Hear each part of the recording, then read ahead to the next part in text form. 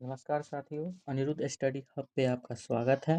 आज के इस वीडियो में पोलिंग ऑफिसर यानी P2 ऑफिसर के कार्य के बारे में समझेंगे। P2 ऑफिसर के मुख्यतः 3 कार्य होते हैं। पहला, अमिट स्याही लगाना। दूसरा, 17 का रजिस्टर को भरना। और तीसरा, मतदाता पर्ची का निर्माण करना। तो आइए पहले पॉइंट पे हम आते हैं और अमिट स्याही कैसे लगाया जाता है इस चीज़ को समझते हैं। तो निर्वाचन आयोग की गाइडलाइन के मुताबिक वोटर्स के बाएं हाथ की तर्जनी उंगली पर स्याही लगाई जाती है और यह स्याही कुछ इस प्रकार लगाई जाती है।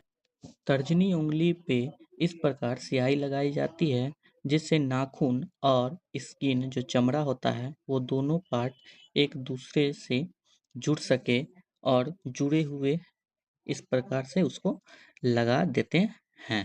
अगर मानकर चलिए किसी व्यक्ति के तर्जनी उंगली नहीं होती है तो उस परिस्थिति में क्या करते हैं, तो आते हैं उस चीज़ को समझने का प्रयास करते हैं।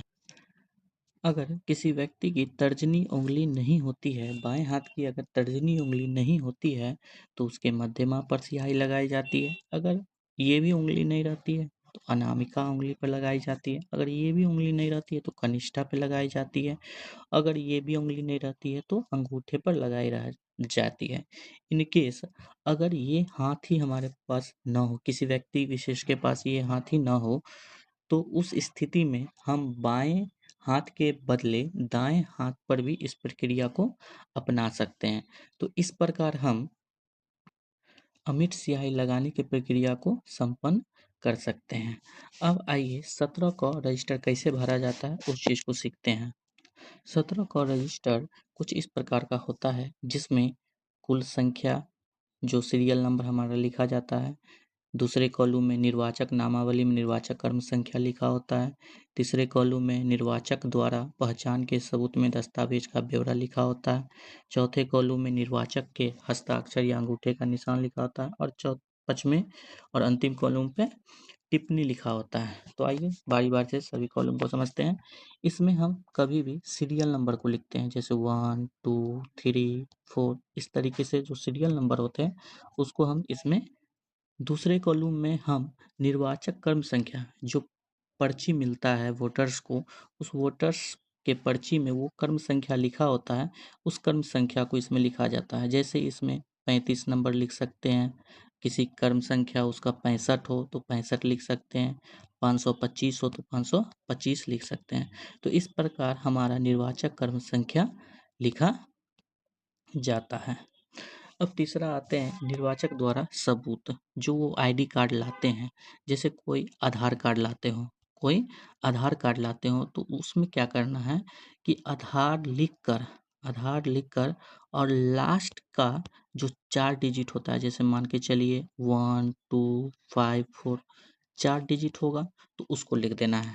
अगर कोई व्यक्ति अपना वोटर्स आईडी कार्ड लाते हो तो उसमें इपिक लिखकर उसका नंबर डाल देना है।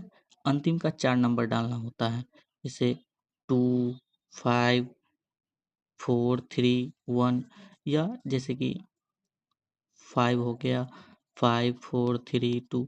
अंतिम का 4 नंबर हमको डालना होता है।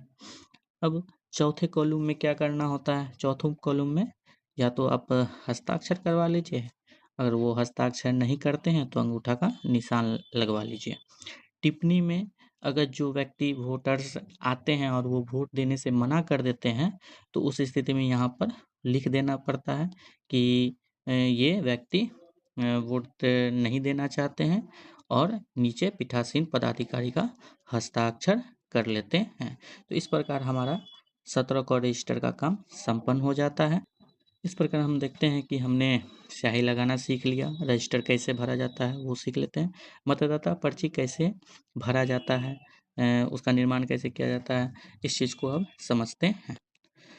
तो मतदाता पर्ची में ये 2-3 चीज़ लिखे होते हैं। पहला तो जो सीरियल नंबर, निर्वाचक का सीरियल नंबर, जैसे हम 1 2 3 4 लिखे थे तो जो व्यक्ति का सीरियल नंबर जितना होगा उतना लिख देंगे और जो निर्वाचक कर्म संख्या होगा वो लिख देंगे। जैसे मान के चलिए किसी का 35 होगा, किसी का 65 होगा, किसी का 525 होगा तो उसको लिख देना है। और लास्ट में अपना हस्ताक्षर कर लेना है। तो इस प्रकार हम सारे चीज़ों को समझ गए, जिसमें अमिट स्याही लगाना, 17 का रजिस्टर, तीसरा मतदाता पर्ची का निर्माण। तो इस प्रकार हम P2 अफसर के कार्य को समझ गए हैं। अगर यह वीडियो अच्छा लगा तो हमारे चैनल को सब्सक्राइब करें, लाइक करें, कमेंट करें। धन्यवाद। जय हिंद, जय भारत।